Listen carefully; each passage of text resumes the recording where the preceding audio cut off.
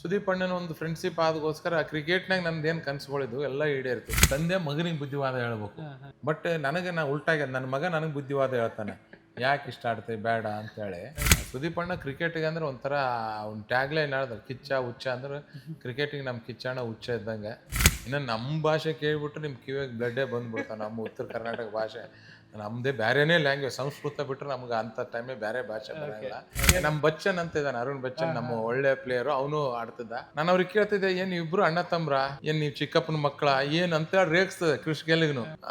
ಯಾ Cousins ಅನ್ನೋರು. Karnataka versus Tamil Nadu match ನಡೆಯಾಗ ಅದು ಏನೋ ಒಂದು ಬೇರೆ ಜಿದ್ದಿನೇ ಇರ್ತಾರೆ, ಆ ವೈಬು ಅವೆಲ್ಲ ಬೇರೆನೇ ಇರ್ತದೆ. ಈ ಸರಿ ನಾನು ನೋಡಿದ ಪ್ರಕಾರ ಏನಂತಂದ್ರೆ ಕ್ಯಾಪ್ಟನ್ಸಿಯಲ್ಲಿ ಸುದೀಪ್ ಅಣ್ಣ ಏನ್ ಡಿಸಿಷನ್ ತೊಂತಿದೆ ಎಲ್ಲ ಕರೆಕ್ಟ್ ಆಗ್ತಿತ್ತು.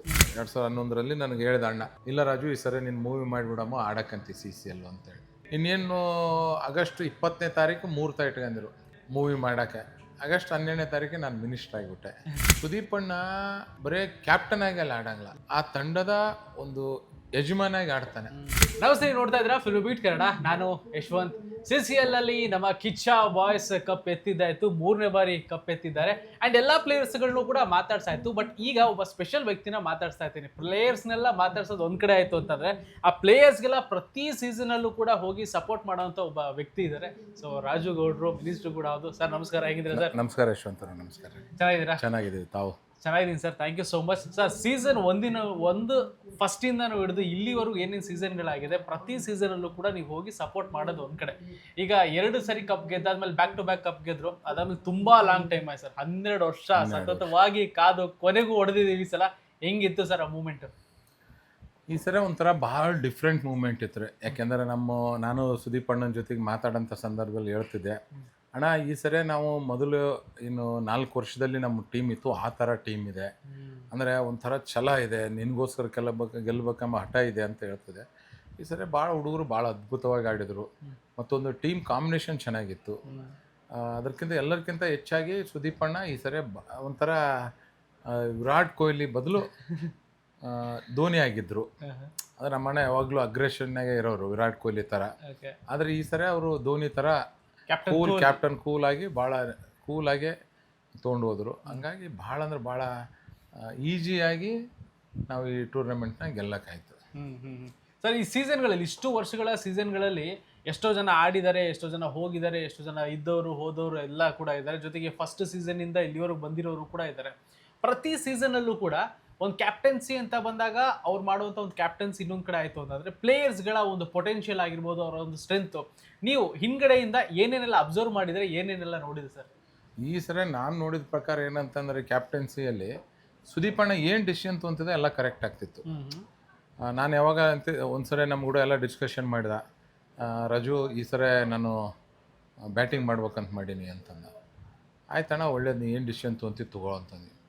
ಸಡನ್ಲಿ ಪಿಚ್ ಮೇಲೆ ಹೋದರು, ಪಿಚ್ಚನ್ನು ನೋಡಿದರು, ರಾಜು ಇಲ್ಲ ಚೇಂಜ್ ಮಾಡ್ತೀವಿ ಅಂದರೆ ಟಾಸ್ ಆಯಿತು. ನಾನೆಲ್ಲ ಪ್ಲೇಯರ್ಸಿಗೆ ಹೇಳಿದೆ, ಟಾಸ್ ಆದ ತಕ್ಷಣ ಪ್ಯಾಡಪ್ ಅಂತಂದು.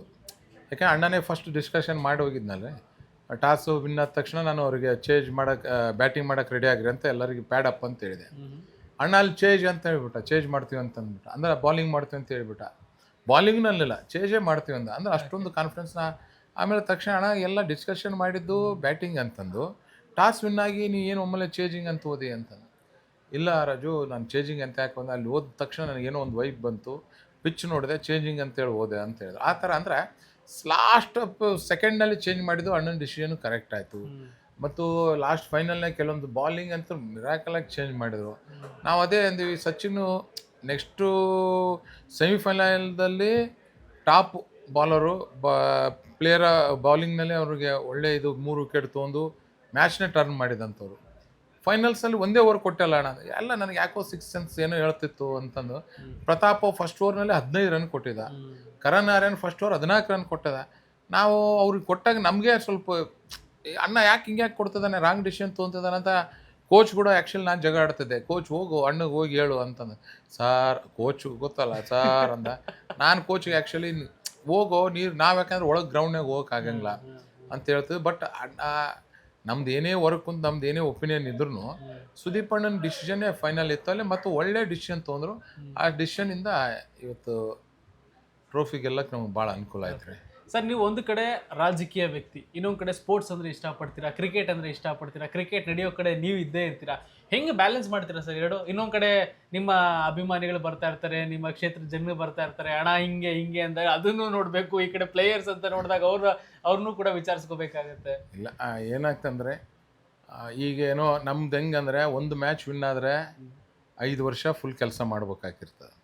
ಒಂದು ಮ್ಯಾಚ್ ಸೋತೀವಿ ಅಂದ್ರೆ 5 ವರ್ಷ ರೆಸ್ಟ್ ಮಾಡ್ಬೇಕಾಗಿರ್ತದೆ. ಈ ಮ್ಯಾಚ್ ನಾವು ಸೋತಗೋಸ್ಕರ ನಮ್ಗೇನಿದ್ರೆ ರೆಸ್ಟಿಂಗ್ ಪೀರಿಯಡ್ ಇದೆ 5 ವರ್ಷ. ಹಂಗಾಗಿ ಇನ್ನೊಂದು ಭಾಳ ಅಂದರೆ ಈ ವರ್ಷ ಆಡ್ಬೋದು, ನೆಕ್ಸ್ಟ್ ವರ್ಷದಿಂದ ಕ್ರಿಕೆಟ್ ಆಡೋಕ್ಕೂ ಆಗಂಗಿಲ್ಲ. ಬಟ್ ಏನಂದ್ರೆ ಈ ಸ್ಪೋರ್ಟ್ಸ್ಮನ್ ಅಂದರೆ ಈ ಕ್ರಿಕೆಟಿಂದ ಸ್ವಲ್ಪ ಈ ಸ್ಪೋರ್ಟ್ಸ್ಮನ್ಶಿಪ್ಪಿಂದ ಏನಂತ ಗೆಲುವನ್ನ ಸೋಲನ್ನ ಸಮಾನವಾಗಿ ಸ್ವೀಕಾರ ಮಾಡೋಕೆ ಅನುಕೂಲ ಆಗ್ತದೆ. ಮೈಂಡ್ ಸ್ವಲ್ಪ ಸ್ಟೇಬಲ್ ಇರ್ತದೆ. ಯಾಕಂದ್ರೆ ನಾವೇನಂತ ಗೆದ್ದಾಗ ಸಾಕಷ್ಟು ಜನರಿಗೆ ಮೀಟ್ ಹಾಕ್ಯಂತ ಭಾಳ ಕೆಲಸ ಮಾಡ್ಕೊಂತ ಇರ್ತೀವಿ. ಸೋತಾಗ ಏನಾಗ್ಬಿಟ್ಟಿರ್ತದೆ, ಯಾರು ಜನರಿಗೂ ಮೀಟ್ ಆಗೋದು ಅವಕಾಶ ಇರೋಂಗೆ ಕೆಲಸ ಮಾಡೋಕ್ಕೂ ಅವಕಾಶ ಇರೋಂಗಿಲ್ಲ. ಅಂಥ ಟೈಮ್ನಾಗ ಈ ಕ್ರಿಕೆಟಿಂದ ಏನಾಗ್ತದೆ, ಸ್ವಲ್ಪ ಮನಸ್ಸು ಭಾರ ಕಮ್ಮಿಯಾಗಿ ಹಗುರ ಆಗ್ತದೆ. ಒಂದು ಈ ಆಟದಿಂದ ಏನಂದ್ರೆ ಕೆಲವೊಂದು ನೋವುಗಳನ್ನ ಮರಿತೀವಿ, ಇಲ್ಲಾಂದ್ರೆ ಅದೇ ನೋವಿನಲ್ಲೇ ಯೋಚನೆ ಇರ್ತದೆ. ಹಾಗಾಗಿ ಸ್ಪೋರ್ಟ್ಸಿಂದ ಯಾವುದೇ ಪರ್ಸನ್ಗೆ ಸ್ಪೋರ್ಟ್ಸ್ ಅವ್ನ ಜೀವನದಾಗ ಯಾವುದೇ ಇರಲಿ, ಕ್ರಿಕೆಟ್ ಇರಲಿ, ವಾಲಿಬಾಲ್ ಇರಲಿ, ಕಬಡ್ಡಿ ಇರಲಿ, ಚೆಸ್ ಇರಲಿ, ಏನೇ ಇರಲಿ, ಯಾವುದೋ ಒಂದು ಗೇಮ್ ಅವ್ನ ಜೀವನದಾಗ ಇತ್ತಂದ್ರೆ ಸ್ವಲ್ಪ ಕೂಲಾಗಿ ಇರ್ತಾನೆ. ಓಕೆ ಸರ್, ಈಗ CCL ಅಂತ ಬಂದಾಗ ಎವ್ರಿ ಸೀಸನಲ್ಲೂ ಕೂಡ ನೀವು ಇರ್ತೀರಾ. ಆ್ಯಂಡ್ CCL ಅಂತಂದರೆ ಸೆಲೆಬ್ರಿಟಿ ಕ್ರಿಕೆಟ್ ಲೀಗ್. ನಿಮಗೆ ಒಂದು ಕಡೆ ಏನಾದರೂ ಒಂದು ನೋವಿದೆಯಾ, ನಾನು ಎಲ್ಲೂ ಆಡ್ತಾ ಇಲ್ವಲ್ಲ, ನನಗೂ ಒಂದು ಆಪರ್ಚುನಿಟಿ ಇದ್ದಿದ್ರೆ ಆಡ್ಬೋದಿತ್ತು ಅಂತ? ಸುದೀಪಣ್ಣ ಯಾವಾಗಲೂ ಹೇಳ್ತಿರ್ತಾನೆ, ಅಜು ಸ್ವಲ್ಪ ಫಿಲಿಮ್ ಮಾಡಿಬಿಡು ಆಡಕ್ಕಂತೆ ಅಂತ. ಪ್ರಿಯಾಕನೂ ಹೇಳ್ತಿರ್ತಾಳೆ, ನೀನು ಇಲ್ಲಿ, ಯಾಕಂದ್ರೆ ಇಲ್ಲೆಲ್ಲ ಆಡೋದು ನೋಡ್ತಾರಲ್ಲ, ಅಣ್ಣ ಎವ್ರಿ ಗೇಮ್ ವಾಚ್ ಮಾಡ್ತಿರ್ತಾನೆ, ಸ್ಕೋರ್ ನಾವು ಎಷ್ಟು ಬಾಲಿಗೆ ಎಷ್ಟು ಹೊಡೆದು ಎಲ್ಲ ನೋಡ್ತಿರ್ತಾನೆ. ಅವ್ರ ಜೊತೆ ಪ್ರಾಕ್ಟೀಸ್ ಮ್ಯಾಚ್ ಆಡೋಕೆ ನಾನು ಚೆನ್ನಾಗಿ ಆಡಿದಾಗ ಅವನು ನೋಡ್ತಿರ್ತಾರೆ. ನನಗೆ 2011-12ರಲ್ಲಿ ನನಗೆ ಅಣ್ಣ ಹೇಳ್ದ, 2011ರಲ್ಲಿ ನನಗೆ ಹೇಳ್ದ ಅಣ್ಣ, ಇಲ್ಲ ರಾಜು ಈ ಸರಿ ನೀನು ಮೂವಿ ಮಾಡಿಬಿಡಮ್ಮ ಆಡಕ್ಕಂತಿ CCL ಅಂತೇಳಿ. ಸ್ತ್ರೀಶಕ್ತಿ ಅಂತ ಫಿಲಿಮ್ ಹೆಸ್ರೂ ರೆಡಿ ಮಾಡಿದ್ವಿ. ಆಲ್ಮೋಸ್ಟ್ ಪಿಕ್ಚರ್ ನಮ್ಮ ತಂದೆಯಾಗ ತಾಯಿ ಹತ್ರ ಪರ್ಮಿಷನ್ನು ತೊಗೊಂಡೆ, ಅಮ್ಮ ಹಿಂಗೆ ಅಪ್ಪ ಹಿಂಗೆ ಮಾಡ್ತೇವೆ, ಓಕೆ ಅಪ್ಪ ಮಾಡು ಅಂತಂದ್ರೆ. ನೀವೇ ಲೀಡ್ ಹೀರೋ ಆಗಿ ನಾನೇ ಮಾಡೋದು. ಅಣ್ಣ ಎಲ್ಲ ಡಿಸೈಡ್ನು ಮಾಡಿದ್ದ. ಒಂದು ಮಹಿಳಾ ಓರಿಯೆಂಟೆಡ್ ಮೂವಿ ಇತ್ತು, ಭಾಳ ಚೆನ್ನಾಗಿತ್ತು ಸ್ಟೋರಿ. ಸ್ತ್ರೀಶಕ್ತಿ ಹೆಸರು, ಹೆಣ್ಮಕ್ಳ ಮೇಲೆ ಹೆಚ್ಚಿನ ಒತ್ತಿತ್ತು. ಅಣ್ಣನೂ ಎಲ್ಲ ರೆಡಿ ಮಾಡಿ ಮನೆಗೆ ಪರ್ಮಿಷನ್ ಎಲ್ಲ ತೊಗೊಂಡಾಯ್ತು. ಇನ್ನೇನು ಆಗಸ್ಟ್ 20ನೇ ತಾರೀಕು ಮುಹೂರ್ತ ಇಟ್ಕೊಂಡಿರು ಮೂವಿ ಮಾಡೋಕ್ಕೆ. ಆಗಸ್ಟ್ 12ನೇ ತಾರೀಕು ನಾನು ಮಿನಿಸ್ಟರ್ ಆಗಿಬಿಟ್ಟೆ. ಅಣ್ಣಗೆ ಹೇಳಿದೆ, ಅಣ್ಣ ನನ್ನ ಲೈಫ್ ಇದೇ ದೊಡ್ಡದು, ಇದೊಂದು ಹಾಬಿ, ಇದು ನನ್ನ ವೃತ್ತಿ ಅಂತ ಅಂದಾಗ ಅವಾಗ ಹೋಗ್ಲಿ ಬಿಡು ಅಂತೇಳಿ ಆ ಫಿಲಿಮ್ನ ರಾಜೀವ್ನ ಹೀರೋ ಆಗಿ ಮಾಡಿ ಅದನ್ನು ಮಾಡಿದ್ವಿ. ಯಾಕಂದ್ರೆ ಅವ್ರ ಜೊತೆ ಪ್ರಾಕ್ಟೀಸ್ ಮ್ಯಾಚ್ ಆಡಾಗ ನಾನು ಸಾಕಷ್ಟು ಮೊದಲ ವರ್ಷದಿಂದ ಈಗಲೂ ಪ್ರಾಕ್ಟೀಸ್ ಮ್ಯಾಚ್ ಆಡ್ತಾ ಬರ್ತಿರ್ತೀವಿ. ಇನ್ನೊಂದು ಏನಂದರೆ ನಮ್ಮ ಜೀವನದಲ್ಲಿ ಏನೇನು ಆಸೆ ಇತ್ತು ಕ್ರಿಕೆಟಿನ ಬಗ್ಗೆ, ನಾವೆಲ್ಲ ಹಳ್ಳಿ ಗ್ರಾಮದಲ್ಲಿ ಬಂದವರು, ಹಳ್ಳಿಯಿಂದ ಕೊಡೇಕಲ್ ಎಂಬ ಹಳ್ಳಿಯಿಂದ ನಾವು ಬಂದಂಥವ್ರು. ಶಾಸಕರಾದ್ರೂ ನಮಗೇನು ಚಿನ್ನಸ್ವಾಮಿಯಲ್ಲಿ ಆಡ್ಬೇಕನ್ನೋ ಆಸೆ ಇತ್ತು, ಅದು ಈಡೇರಿತು. ಮತ್ತು ಸುದೀಪ್ ಅಣ್ಣನ ಒಂದು ಫ್ರೆಂಡ್ಶಿಪ್ ಆದಗೋಸ್ಕರ ಕ್ರಿಕೆಟ್ನಾಗ ನಮ್ದೇನು ಕನಸುಗಳಿದ್ದು ಎಲ್ಲ ಈಡೇರಿತು. ಅಂದರೆ KPL ಅವರು ನಾನು ಕಲಿತು, ಸುದೀಪ್ ಅಣ್ಣ ನಾವು ಕಲಿತು ರಾಕ್ ಸ್ಟಾರ್ ಅಂತ ಟೀಮ್ ಮಾಡಿ 3 ವರ್ಷ ನಾವು ಸತತ KPL ಆಡಿದ್ದೀವಿ. ಮೊನ್ನೆ KCC ಮಾಡಿದಾಗ ಇಂಟರ್ನ್ಯಾಷನಲ್ ಪ್ಲೇಯರ್ ಜೊತೆಗೆ ನಾವು ಆಡಿದ್ದೀವಿ. ಕ್ರಿಸ್ ಗೆಲ್ ಜೊತೆಗೆ ಬರೀ ಟಿವಿಯಲ್ಲಿ ನೋಡ್ತಿದ್ವಿ. ಕ್ರಿಸ್ ಗೆಲ್ ಕೂಡ ಒಂದೇ ಟೀಮ್ನಾಗ ಟೀಮ್ಮೇಟ್ಸಾಗಿ ಆಟ ಆಡಿದ್ದೀವಿ. ಮತ್ತು ನೋಡಿ ಮಾತಾಡಿದ್ರು, ಜಾಲಿ ಮನುಷ್ಯ ರೀ, ಭಾರಿ ಜಾಲಿ ಮನುಷ್ಯ. ನಮ್ಮ ಇಂಗ್ಲೀಷು ಅಷ್ಟಕ್ಕಷ್ಟೇ, ಅವ್ರಿಗೆ ಬೇರೆ ಭಾಷೆ ಬರೋಂಗಿಲ್ಲ. ಬಟ್ ಒಂಥರ ಏನೋ ಕಮ್ಯುನಿಕೇಟ್ ಆಗ್ತಿತ್ತು ಅವ್ರಿಗೆ ನಮ್ಗೆ ಮಾತಾಡಿಕೆಂತ. ನಾನು ಸುಮ್ಮನೆ ರೇಗಿಸ್ತಿದ್ದೆ. ನಮ್ಮ ಬಚ್ಚನ್ ಅಂತ ಇದ್ದಾನೆ, ಅರುಣ್ ಬಚ್ಚನ್, ನಮ್ಮ ಒಳ್ಳೆ ಪ್ಲೇಯರು, ಅವನು ಆಡ್ತಿದ್ದ. ಅವನಿಗೆ ನಾನು ಅವ್ರದ್ದು ಸೇಮ್ ಹೈಟು, ಕ್ರಿಸ್ ಗೆಲ್ದು ಹೈಟು ಸೇಮ್ ಹೈಟು. ನಾನು ಅವ್ರಿಗೆ ಕೇಳ್ತಿದ್ದೆ, ಏನು ಇಬ್ಬರು ಅಣ್ಣ ತಮ್ರ, ಏನು ನೀವು ಚಿಕ್ಕಪ್ಪನ ಮಕ್ಕಳ ಏನು ಅಂತೇಳಿ ರೇಗಿಸ್ತದೆ ಕ್ರಿಸ್ ಗೆಲ್ಗೂ. ಯಾ ಕಜಿನ್ಸ್ ಅನ್ನೋರು ಅಂತಾರೆ. ಆ ಮನುಷ್ಯ ಭಾರಿ ಸ್ಪೋರ್ಟಿವ್ ಆಗಿ ಜೊತೆಗಿದ್ದು ಒಳ್ಳೆ ಮನುಷ್ಯ. ಅವನು ಒಂದು ಎನರ್ಜಿನೇ ಬೇರೆ. ಭಾಳ ನಾವು ಏನು ರೇಗಿಸಿದ್ರು ಸ್ಕೂಲ್ ಆಗಿ ತಗೊಳೋತ ಒಳ್ಳೆ ಪರ್ಸನ್. ಇಲ್ಲಿ ಬಂದ್ರೆ ಏನು ಊಟ ಮಾಡೋರು ಸರ್? ಈಗ ನಿಮ್ಮ ಜೊತೆ ಎಲ್ಲ ಕೂತ್ಕೊಂಡು ಊಟ ಅಂತ ಏನು ಫುಡ್? ಸ್ವಲ್ಪ ಇಲ್ಲ, ಜಾಸ್ತಿ ಚಿಕನ್ನೇ ತಿನ್ನೋರು ಅವರು. ಅವ್ರು ಪ್ರೋಟೀನ್ ಜಾಸ್ತಿ ಇಂಟೇಕ್ ತೊಗೊಳೋರು. ಅವ್ರದ್ದು ಫುಡ್ ಸ್ವಲ್ಪ ಚೆನ್ನಾಗೇ, ಫುಡ್ಡು ಎಲ್ಲನೂ ಚೆನ್ನಾಗಿತ್ತು, ಒಳ್ಳೆ healthy. Last time Murali Vijay ಜೊತೆಗೆ ನಾನು ಓಪನಿಂಗ್ ಪಾರ್ಟ್ನರ್ಶಿಪ್ ಆಗಿ, ಅವರು ನಮ್ಮ ಒಳ್ಳೆ ಕಾಂಬಿನೇಷನ್ ಆಗಿ KCCನೂ ಗೆದ್ದೀವಿ. ನಮ್ಮ ತಂಡದ ನಾಯಕರು ಗಣೇಶ್ ಸರ್ ಇದ್ದರು, KCCನೂ ವಿನ್ ಆದ್ವಿ. ದಿಲ್ಶಾನ್ ಅವರು ಅಗೇನೆಸ್ಟ್ ಆಡಿದ್ವಿ, ರೈನವ್ರು ಅಗೇನೆಸ್ಟ್ ಆಡಿದ್ವಿ, ಸೇವಾಗ್ ಅವ್ರ ಜೊತೆಗೆ. ಅಂದ್ರೆ ಇವೆಲ್ಲ ಮೂಮೆಂಟ್ಸ್ಗಳು ಯಾವ ಥರ ಇರ್ತಾವ ಅಂತಂದ್ರೆ ನಾರ್ಮಲ್ ಲೈಫ್ ಇದ್ರೆ ನಮ್ಗೆ ಇದು ನಾನು MLA ಬಿಟ್ಟು ಮುಖ್ಯಮಂತ್ರಿ ಆದ್ರೂ ಇದು ಸಿಗ್ತಿದಿಲ್ಲ.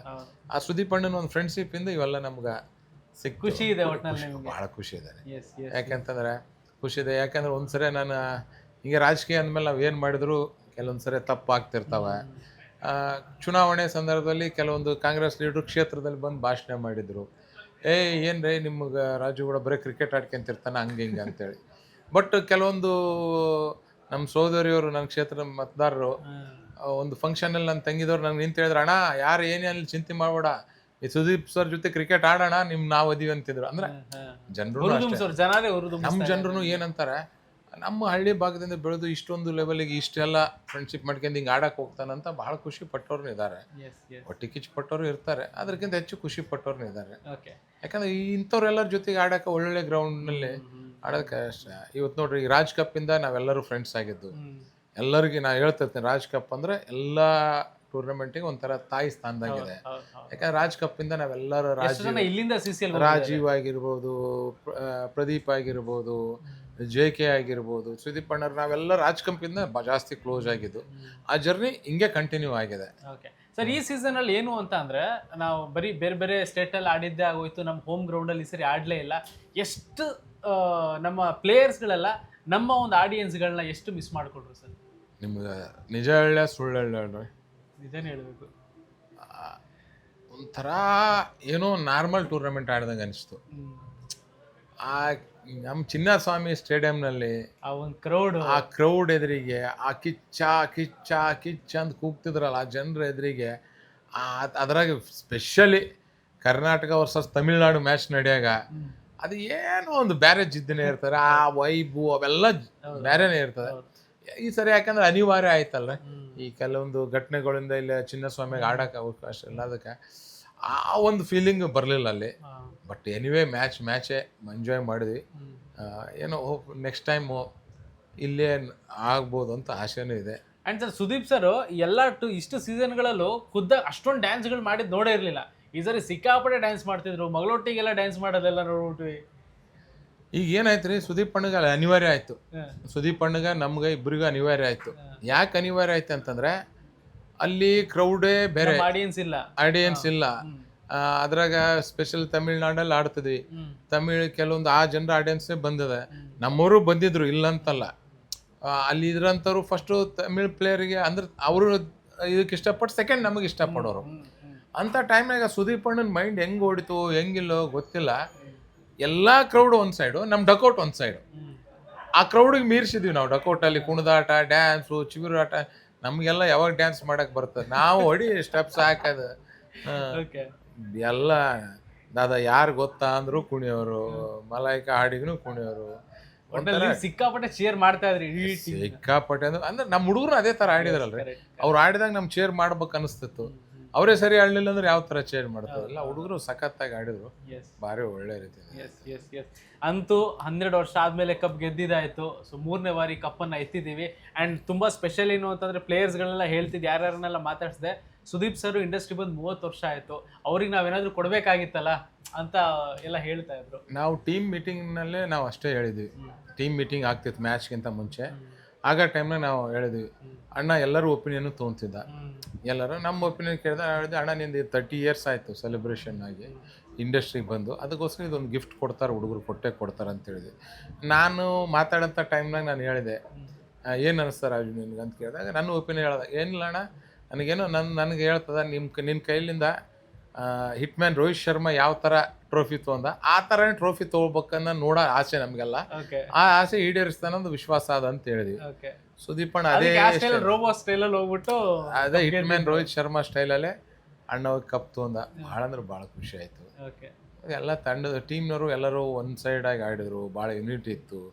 ಮೇನ್ ಅಂತಂದ್ರೆ ನಮ್ಮ ಪ್ರದೀಪ ಮೇನ್ ಪ್ಲೇಯರ್ಗೆ ಇಂಜೂರ್ಡ್ ಆದ್ರೂ ಟೀಮು ಅದನ್ನೆಲ್ಲೂ ಆ ನೋವನ್ನು ಮರೆಸಿ ಆಡಂಥ ಕೆಲಸವನ್ನು ಮಾಡಿದ್ರು. ಓಕೆ ಸೊ ಒಟ್ಟಿನಲ್ಲಿ ನಮ್ಮ ಆಡಿಯನ್ಸ್ ಎಲ್ಲ ಏನಿದ್ರು, ಜಿಯೋ ಹಾಟ್ಸ್ಟಾರ್ ಮೂಲಕ ನೋಡಿ ಒಂದಷ್ಟು ಹುರಿದುಂಬಿಸ್ತಾ ಇದ್ರು, ಎಂಜಾಯ್ ಮಾಡ್ತಾ ಇದ್ರು. ಅವ್ರು ಇಲ್ಲ ಅಂತಂದ್ರೂ ನೋಡೋ ಮೂಲಕ ಒಂದಷ್ಟೆಲ್ಲ ಎಂಜಾಯ್ ಮಾಡ್ತಾ ಇದ್ರು. ಸೊ ಈ ಮೂಲಕ ಸರ್, ನೀವು ಪ್ರತಿ ಸಲನೂ ಕೂಡ ಸಪೋರ್ಟ್ ಮಾಡ್ತಿದ್ರಿ. ಆ್ಯಂಡ್ ನಮ್ಮ ಆಡಿಯನ್ಸ್ಗಳಿಗೆ ಏನು ಹೇಳೋಕ್ಕೆ ಇಷ್ಟಪಡ್ತೀರಾ? ಆ್ಯಂಡ್ ಮುಂದಿನ ದಿನಗಳಲ್ಲಿ ಇನ್ನು ಯಾವ ರೀತಿಯಾಗಿ ನಾವು ಕಂಟಿನ್ಯೂ ಕಪ್ ಎತ್ತಬಹುದಾ? ನೋಡ್ರಿ, ನಮ್ಮ ಟೀಮ್ ಭಾಳ ಚೆನ್ನಾಗಿದೆ. ಅಣ್ಣ ಒಳ್ಳೆ ರೀತಿಯಿಂದ ಪ್ಲ್ಯಾನ್ ಮಾಡಿ ಆಡ್ತಾ ಇರ್ತಾನೆ, ಮುಂದೂ ಕಂಟಿನ್ಯೂ ಕಪ್ ಎತ್ತೀವಿ. ನಮಗೆ ಎಲ್ಲೆಲ್ಲೋ ಸ್ವಲ್ಪ ಅದೃಷ್ಟ ಕೈ ಕೊಟ್ಟಾಗ ಸೋತೀವಿ ಹೊರತಾಗಿ ಯಾವತ್ತೂ ಕರ್ನಾಟಕ ಬುಲ್ಡೋಜರ್ಸ್ ಟೀಮ್ ಹೀನಾಯಕವಾಗಿ ಸೋತಿಲ್ಲ. ಫೈನಲ್ಸು ಸೆಮಿಫೈನಲ್ಸ್ ಬಂದೇ ಸೋತೀವಿ ಹೊರತಾಗಿ ಬೇರೆ ಟೈಮಲ್ಲಿ ಸೋತಿಲ್ಲ. ಬಟ್ ಈ ವರ್ಷ ಕೂಲಾಗಿ ಭಾಳ ಅದ್ಭುತವಾಗಿ ಆಡೋದಕ್ಕೆ ಗೆದ್ದಿದ್ದೇವೆ. ನೆಕ್ಸ್ಟ್ ಇಯರ್ನು ಇದೇ ಥರ ಆಡಿ ಗೆಲ್ತೀವಿ ಅಂತ ವಿಶ್ವಾಸ ನಮಗಿದೆ. ಸುದೀಪ್ ಅಣ್ಣನೂ ಅಷ್ಟೇ ಒಂದು ಪ್ಲ್ಯಾನಿಂಗ್ ಆಗಿ ತೊಗೊಂಡು ಹೋಗ್ತಾನೆ. ಯಾಕಂದರೆ ನೆಕ್ಸ್ಟ್ ಸೀಸನ್ ಕ್ಯಾಪ್ಟನ್ ಯಾರು ಸರ್? ಸುದೀಪ್ ಅಣ್ಣನೇ. ಸುದೀಪ್ ಅಣ್ಣನ ಬಿಟ್ಟು ನೀವು ಬೇರೆ ಕ್ಯಾಪ್ಟನ್ ಯೋಚನೆ ಮಾಡೋಕ್ಕೂ ಆಗಲ್ಲ. ಸುದೀಪ್ ಅಣ್ಣಗೆ ಬಿಟ್ಟು ನೀವು ಬೇರೆ ಕ್ಯಾಪ್ಟನ್ ಯೋಚನೆ ಮಾಡೋ ಒಂದು ಪರಿಸ್ಥಿತಿಯಲ್ಲೂ ನಾವು ಯಾರಿಲ್ಲ. ಮತ್ತು ಬೇರೆ ಹುಡುಗರು ಎಲ್ಲರೂ ಸುದೀಪ್ ಅಣ್ಣನ ಬಿಟ್ಟರೆ ಬೇರೆ ನಾಯಕತ್ವದಲ್ಲಿ ಅಂತಂದ್ರೆ ಆ ಟೀಮೇ ಒಂದು ಸ್ವಲ್ಪ ಇಂಬ್ಯಾಲೆನ್ಸಿಂಗ್ ಆಗ್ತದೆ. ಯಾಕಂದರೆ ಭಾಳಷ್ಟು ಸೀನಿಯರ್ಸ್ ಇದ್ದಾರೆ, ಭಾಳಷ್ಟು ಇದ್ದಾರೆ. ಅವರೆಲ್ಲರಿಗೆ ಸುದೀಪ್ ಅಣ್ಣ ಕ್ಯಾಪ್ಟನ್ ಆದ್ರೆ ಎಲ್ಲರೂ ತಮ್ಮ ರೋಲ್ ತಾವು ಮಾಡ್ತಾರೆ. ಸುದೀಪ್ ಅಣ್ಣ ಬಿಟ್ಟು ಬೇರೆಯವ್ರ ಕ್ಯಾಪ್ಟನ್ ಆದ್ರೆ ಮತ್ತೆ ಅದು ಸ್ವಲ್ಪ ಅವ್ರವ್ರ ಮನಸ್ಸಿಗೆ ಮನಸ್ಸು ಆ ಥರ ಎಲ್ಲ ಬರ್ತವೆ. ಅವೆಲ್ಲಕ್ಕಿಂತ ನಮ್ಗೆ ಸುದೀಪ್ ಅಣ್ಣನ ಬಿಟ್ಟರೆ ಬೇರೆ ಕ್ಯಾಪ್ಟನ್ ನಡೆಯಲ್ಲ. ಯಾಕಂದರೆ ಸುದೀಪ್ ಅಣ್ಣ ಬರೀ ಕ್ಯಾಪ್ಟನ್ ಆಗಿ ಅಲ್ಲಿ ಆಡಂಗಿಲ್ಲ, ಆ ತಂಡದ ಒಂದು ಯಜಮಾನಾಗಿ ಆಡ್ತಾನೆ. ಈಗ ನೋಡ್ರಿ, ಕೆಲವೊಂದು ಸರಿ ನಾನು ಅಣ್ಣಗೆ ಬೈತಿರ್ತೀನಿ, ಯಾಕಪ್ಪ ಇಷ್ಟು ದುಡ್ಡು ಖರ್ಚು ಮಾಡಿ ಕೇಳೋದು, ಯಾಕೆ ಮಾಡ್ತೀಯ? ಎಲ್ಲ ಟೀಮ್ನವರು ಹೋಗೋಕ್ಕಿಂತ 2 ದಿನ ಮುಂಚೆ ಹೋಗ್ತಾನೆ. ಅವೆಲ್ಲ ಟೀಮ್ ಅಂದರೆ ಹೋಟೆಲ್ ದುಡ್ಡೆಲ್ಲ ಇವನೇ ಕಟ್ತಾನೆ. 2-3 ದಿನ ಹೆಚ್ಚಿನ ದುಡ್ಡು ಇವನೇ ಕಟ್ಟಾಗ ಎಷ್ಟು ಇವ್ರ ಮೇಲೆ ಹೊರೆ ಬರ್ತದೆ. ಬರೀ ಕ್ರಿಕೆಟ್ ಆಡೋದಲ್ಲದೆ ಅದಕ್ಕೆ ಲಕ್ಷಾಂತರ ರೂಪಾಯಿ ಇನ್ವೆಸ್ಟ್ನು ಮಾಡ್ತಾನೆ. ನಾನ್ ರಿಟರ್ನೇಬಲ್ ಇನ್ವೆಸ್ಟ್ ಅದು, ಅವೆಲ್ಲ ಖರ್ಚು ಮಾಡ್ತಾನೆ. ಆ ಒಂದು ಜೋಶ್ ಬೇರೆಯವ್ರಿಗೆ ಬರಂಗಿಲ್ಲ. ಬೇರೆಯವರು ಎಲ್ಲರೂ ಬರ್ತಾರೆ, ಆಟ ಆಡ್ತಾರೆ, ಹೋಗ್ತಾರೆ, ಏನು ತಮ್ಮದು ಅವ್ರ ಜೀವನ ನೋಡ್ಬೇಕಾಗ್ತದೆ. ಬಟ್ ಸುದೀಪ್ ಅಣ್ಣ ಆ ಥರ ಅಲ್ಲ. ಸುದೀಪ್ ಅಣ್ಣ ಕ್ರಿಕೆಟಿಗೆ ಅಂದ್ರೆ ಒಂಥರ ಅವ್ನ ಟ್ಯಾಗ್ಲೈನ್ ಹೇಳಿದ್ರೆ ಕಿಚ್ಚ ಹುಚ್ಚ ಅಂದ್ರೆ ಕ್ರಿಕೆಟಿಗೆ ನಮ್ಮ ಕಿಚ್ಚಣ್ಣ ಹುಚ್ಚ ಇದ್ದಂಗೆ. ಒಂದು ಸೀಸನಿಗೆ ಏನೇನಂತ ಲಕ್ಷಾಂತರ ಹಾಳು ಮಾಡ್ಕೊಂತಾನೆ. ಲಕ್ಷಾಂತರ ಅಂದ್ರೆ ಕೋಟಿಗೆ ಹತ್ರನೇ ಹಾಳು ಮಾಡ್ಕೊಂತಾನೆ. ಆದ್ರೆ ಟೀಮ್ ಓನರ್ ಕಡೆ ಮೇಲೆ ರೆಸ್ಪಾನ್ಸ್ ಇಲ್ಲ, ಅವರು ಟೀಮ್ ಓನರು ಮಾಡ್ತಾರೆ. ಟೀಮ್ ಓನರ್ದು ಅವ್ರ ಜವಾಬ್ದಾರಿ ಅವರು ಇದು ಮಾಡ್ತಾರೆ. ಅದಕ್ಕಿಂತ ಮುಂಚೆ ಏನು ಮಾಡ್ತಾರೆ ಅಂದರೆ, ಕೆಲವೊಂದು 2 ದಿನ ಎಕ್ಸ್ಟ್ರಾ ಹೋಗ್ಬೇಕಂದ್ರೆ ಅವ್ರ ಟೀಮ್ ಓನರು ಇಂಥ ದಿನ ಹೋಗಂತಾರೆ. ಈ ಸುದೀಪ್ ಅಣ್ಣ ಏನು ಮಾಡಿಬಿಡ್ತಾನೆ, ಆ ಓನರಿಗೆ ಕೇಳೋಕ್ಕಿಂತ ಮುಂಚೆ ಇದು ನನ್ನ ಕಡೆಯಿಂದ ನಾನು ಖರ್ಚು ಮಾಡ್ತೀನಿ, ಇಂಥ ದಿನ ಬರ್ರಿ ಅಂತ ಹೇಳ್ಬಿಡ್ತಾರೆ. ಅಂದರೆ ಅವ್ರಿಗೇನಂದರೆ ಆ ವಾತಾವರಣಕ್ಕೆ ಹೋಗಿ ನಮ್ಮ ಹುಡುಗರು ಫಸ್ಟ್ ಅಡ್ಜಸ್ಟ್ ಆಗಲಿ, ಅದು ಒಂದು ರೀತಿಯಿಂದ ಒಳ್ಳೇದೇ. ಬಟ್ ನಮ್ಮ ಅಣ್ಣಗೆ ಅದು ಬರ್ಡನ್ ಆಗ್ತದೆ. ಬಟ್ ಅಂಥವ್ರು ಯಾರು ಸಿಗ್ತಾರೆ? ಓಕೆ ಸರ್, ನೀವು ಆವಾಗಲೇ ಹೇಳ್ತಾ ಇದ್ರಿ ಏನು ಕ್ಯಾಪ್ಟನ್ ಕೂಲ್ ತರ ಧೋನಿ ತರ ಆಡ್ತಾ ಇದ್ದಾರೆ, ಈ ಸರಿ ವಿರಾಟ್ ಕೊಹ್ಲಿ ತರ ಆಡಿಲ್ಲ ಅಂತ. ಬಟ್ ಒಂದು ಟೈಮಲ್ಲಿ ಸರ್ ಆ ಒಂದು ಅಗ್ರೆಷನ್ ನೋಡಿದ್ವಿ, ನೀವು ಕೂಡ ಅದನ್ನ ಗಮನಿಸಿರ್ತೀರಾ. ಅವ್ರು ಹೇಳದಂತ ಒಂದು ಮಾತು ಸಿಕ್ಕಾಪಟ್ಟೆ ವೈರಲ್ ಆಗ್ತಾ ಇತ್ತು ಸೋಷಿಯಲ್ ಮೀಡಿಯಾದಲ್ಲೆಲ್ಲ ಮಾತಾಡಿದ್ದು. ಅಂಡ್ ಅವರ ಫ್ಯಾನ್ಸ್ಗಳು ಅದನ್ನ ಎಂಜಾಯ್ ಕೂಡ ಮಾಡ್ತಾ ಇದ್ದಾರೆ. ಓಕೆ, ನಮ್ಮ ಬಾಸು ಈ ತರ ಮಾತಾಡ್ತಾ ಇದ್ರಲ್ಲ ಅಂತ ಎಂಜಾಯ್ ಕೂಡ ಮಾಡ್ತಿದ್ದಾರೆ. ಆ ಟೈಮ್ ನೀವು ಕೂಡ ಗಮನಿಸಿರ್ತೀರಾ, ಹೆಂಗಿತ್ತು ಸರ್? ಇಲ್ಲ, ನಾವು ಗಮನಿಸಿ. ಯಾಕಂದ್ರೆ ನೋಡ್ರಿ, ಕ್ರಿಕೆಟಲ್ಲಿ ಅದು ಆಡು ಭಾಷೆ. ಅಂದ್ರೆ ಕ್ರಿಕೆಟಲ್ಲಿ ಏನು ಬೈಬೇಕಂತಲ್ಲ, ಆ ಥರ ಒಬ್ಬ ಕ್ಯಾಪ್ಟನ್ ಆಗಿ ಮೈಂಡ್ ಸೆಟ್ ಇತ್ತು, ಈ ಥರ ಬಾಲಿಂಗ್ ಮಾಡು ನೀ, ಈ ಥರ ಹಿಂಗಂತ ಅವ್ರ ಅಣ್ಣ ಹೇಳಿದ ಮೇಲೂ ಮಾಡ್ಲಾರ್ದಾಗ ಆಟೋಮೆಟಿಕ್ಕಾಗಿ ಹೇಳೇ ಬೀಳ್ತಾರೆ. ಅದು ನೋಡ್ರಿ, ಮಿಡ್ಲ್ ಪಿಚ್ಚಲ್ಲಿ ಹೋಗಿ ಹೇಳ್ಯಾರ. ಮಿಡ್ಲ್ ಪಿಚ್ಚಾಗಿ ಹೇಳಿದ್ರು ಆ ಸೌಂಡ್ ಕ್ಯಾರಿ ಆಗ್ಯದ. ವಾಯ್ಸೇ ಅಷ್ಟು ಖಡಕ್ ಬೇಸ್ ವಾಯ್ಸ್ ಅದ. ಅದನ್ನ ಎಲ್ಲರೂ ಭಾಳ ಜನ ಸ್ಪೋರ್ಟಿವ್ ಆಗೇ ತೊಗೊಂಡ್ರು. ಎಷ್ಟೋ ಜನ ಅದರಿಂದ ಲೇಡೀಸ್ ಫ್ಯಾನ್ಸು ಜಾಸ್ತಿ ಆಗಿಬಿಟ್ಟಾರೆ. ಏನು ಹಿಂಗೆ ಮಾತಾಡಿದ್ರು ಅಂದ್ರೆ ಅವ್ರಿಗೆ ಒಂಥರ ಏನಂದ್ರೆ ಇದು ಆಡು ಭಾಷೆ ಗೊತ್ತದ. ಅದೇ ಮಾತು ಹಿಂಗೆ ನೀವು ಕುಂತಾಗ ನಾರ್ಮಲಾಗಿ ಮಾತಾಡಿದ್ರೆ ಅಣ್ಣಗೆ ಭಾಳ ರಿವರ್ಸ್ ಹೊಡಿತಿತ್ತು. ಗ್ರೌಂಡಿಗೆ ಅದು ಹೋದ್ಮೇಲೆ ಒಂದೊಂದ್ಸರಿ ನಾವೆಲ್ಲರೂ ಗ್ರೌಂಡಿಗೆ ಮಾತಾಡೇ ಆಡ್ತಿರ್ತೀವಿ. ಇನ್ನು ನಮ್ಮ ಭಾಷೆ ಕೇಳಿಬಿಟ್ರೆ ನಿಮ್ಮ ಕಿವಿಗೆ ಬ್ಲಡ್ಡೇ ಬಂದ್ಬಿಡ್ತಾವೆ. ನಮ್ಮ ಉತ್ತರ ಕರ್ನಾಟಕ ಭಾಷೆ ನಮ್ಮದೇ ಬೇರೆನೇ ಲ್ಯಾಂಗ್ವೇಜ್, ಸಂಸ್ಕೃತ ಬಿಟ್ಟರೆ ನಮ್ಗೆ ಅಂಥ ಟೈಮೇ ಬೇರೆ ಭಾಷೆ ಬರೋಂಗಿಲ್ಲ. ಇನ್ನು ಅಣ್ಣನ ಸ್ವಲ್ಪ ಸಾಫ್ಟೇ ಇತ್ತು. ಬಟ್ ಜನರಿಗೆ ಇಷ್ಟ ಆಯ್ತು. ಅದೇನು ಯಾರಿಗೆ ಇಂಟೆನ್ಷನ್ ಇಟ್ಕೊಂಡು ಅನ್ಬೇಕು ಅಂದದ್ದಲ್ಲ, ಏನೋ ಹಿಂಗೆ ಆ ಒಂದು ಹೀಟ್ನಲ್ಲಿ ಆ ಮೂಮೆಂಟಲ್ಲಿ ಬಂದು ಮಾತದು. ಅದೇ ಎಷ್ಟು ವೈರಲ್ ರೀ, ಮಿಲಿಯನ್ ಗಟ್ಟಲೆ ಓಡ್ಬಿಡ್ತು. ಎಸ್ ಈಗ ಆಲ್ಮೋಸ್ಟ್ ಕಪ್ ಗೆದ್ದಿದ್ದಾಯ್ತು, ಸೊ ಮತ್ತೆ ಬಂದಿದ್ದಾಯ್ತು ವಾಪಸ್. ಮತ್ತೆ ನಮ್ಮ ಪ್ಲೇಯರ್ಸ್ಗಳೆಲ್ಲ ಇನ್ನೂ ಕ್ರಿಕೆಟ್ ಆಡ್ತಾನೆ ಇದ್ದಾರೆ. ಸುಸ್ತೇ ಆಗ್ತಾ ಇಲ್ವೋ ಏನೋ ಗೊತ್ತಿಲ್ಲ, ಈ ಬಿಸಿಲಲ್ಲೂ ಆಡ್ತಾನೆ ಇದ್ದಾರೆ. ಮತ್ತೆ ಹಿಂಗೆ ಸರ್ ನೆಕ್ಸ್ಟ್ ಇನ್ನು ಯಾವಾಗ ಸಿಗ್ತೀರಾ, ಮತ್ತೆ ಹಿಂಗೆ ಕತೆ ಅಂತ? ತಾವು ಯಾವಾಗ ಸೇರಿಗಂದ್ರೂ ಸಿಗಮ್ರಿ. ಯಾಕಂದ್ರೆ ನಮಗೆ ಒಂದೇ ಹುಚ್ಚು ಸುದೀಪ್ ಅಣ್ಣಗೆ, ನಮಗೆ ಕ್ರಿಕೆಟ್ ಹುಚ್ಚು ಬಿಟ್ರೆ ಬೇರೆ ಹುಚ್ಚೇ ಇಲ್ಲ. ಕ್ರಿಕೆಟ್ ಹುಚ್ಚೇ ಒಂಥರ ಇದೆ. ಅದನ್ನು ಕ್ರಿಕೆಟಲ್ಲೇ ಸಿಗ್ತಾ ಇರ್ತೀರ? ಕ್ರಿಕೆಟಲ್ಲಿ ಸಿಗ್ತಿರ್ತೀವಿ. ಆದಷ್ಟು ನಾವು ನೀವು ಕಡಿಮೆ ಮಾಡ್ಕೊಂಬಂತ ಕ್ರಿಕೆಟು ಈ ವಯಸ್ಸಿನಲ್ಲಿ ತಂದೆ ಮಗನಿಗೆ ಬುದ್ಧಿವಾದ ಹೇಳ್ಬೇಕು, ಕ್ರಿಕೆಟ್ ಅಷ್ಟು ಆಡಬೇಡ, ಕಡಿಮೆ ಮಾಡು ಅಂತಂದು. ಬಟ್ ನಾ ಉಲ್ಟಾಗೆ ನನ್ನ ಮಗ ನನಗೆ ಬುದ್ಧಿವಾದ ಹೇಳ್ತಾನೆ, ಯಾಕೆ ಇಷ್ಟ ಆಡ್ತೀವಿ ಬೇಡ ಅಂತೇಳಿ. ನನ್ನ ಮಗನೇ ನನಗೆ ಬುದ್ಧಿವಾದ ಹೇಳ್ತಿರ್ತಾನೆ. ಹಂಗಾಗಿ ಇನ್ಮೇಲೆ ಸ್ವಲ್ಪ ಲಿಮಿಟೆಡ್ ಆಗಿ CCL, KCC, ರಾಜ್ ಕಪ್ ಇಷ್ಟೇ ಲಿಮಿಟ್ ಮಾಡಮಂತ ತೀರ್ಮಾನ ಮಾಡಿರಿ. Yes sir, thank you sir, thank you so much. ಇಷ್ಟೊತ್ತು ಫಿಲಿಬಿಡ್ಗೆ ಟೈಮ್ ಕೊಟ್ಟು ಮಾತಾಡೋದು ಥ್ಯಾಂಕ್ ಯು ಸರ್. ಮತ್ತೆ ಸಿಗ್ತಾರೆ. ಥ್ಯಾಂಕ್ಸ್.